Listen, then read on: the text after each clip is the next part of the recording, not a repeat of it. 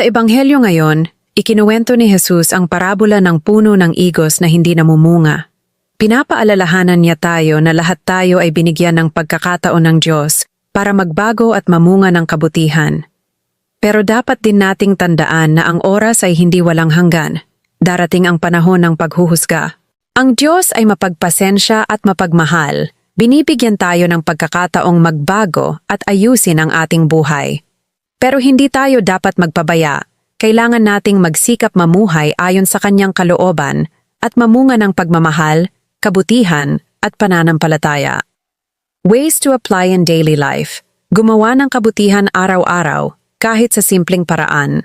Maglaan ng oras para magdasal at magnilay kung saan ka tinatawag ni Lord na magbago.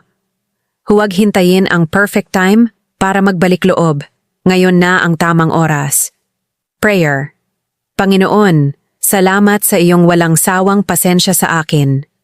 Tulungan mo akong magbago araw-araw at mamunga ng kabutihan sa pamamagitan ng aking mga salita at gawa. Amen.